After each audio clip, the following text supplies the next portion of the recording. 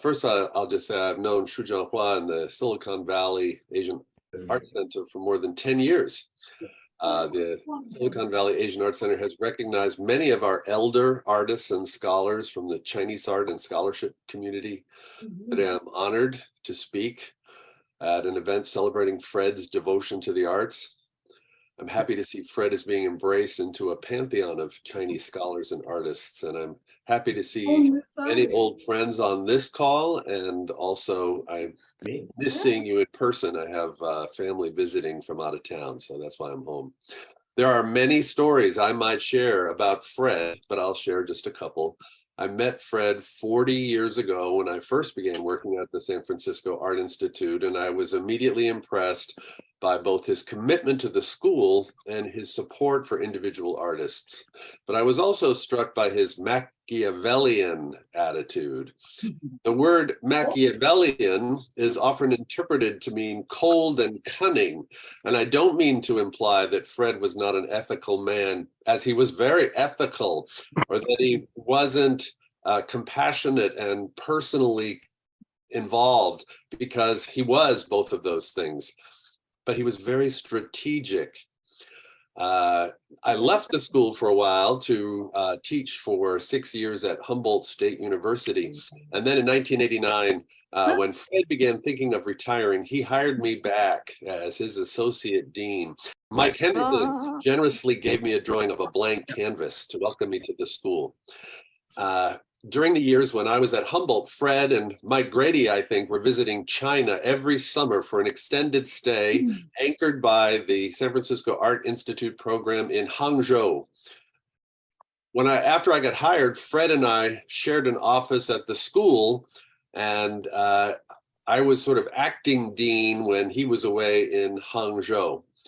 One day, when Fred was back, I got a call from the president of Humboldt State University, who started asking me questions about how the school might continue some Native American programs that I had initiated there. And Fred overheard me with this conversation with the president of Humboldt. He walked over to me, leaned over, and said, "Hang up the phone now."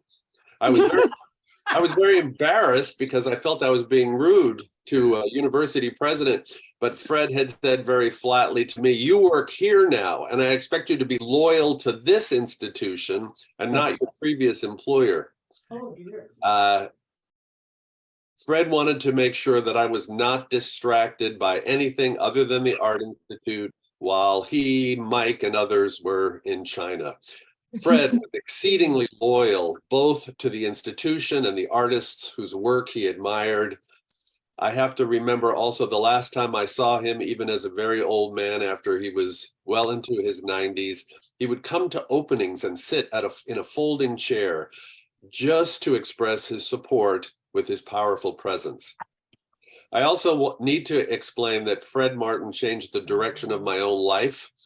In 1989, Fred invited me to work with Filipino-American Carlos Villa to organize a symposium that we titled Expanding American Art History to Reflect Multi-Ethnic Diversity. That program finally happened in 1992, and it was at that program that we learned that scholars had not yet explored the rich history of art created by artists of Asian ancestry working in the United States.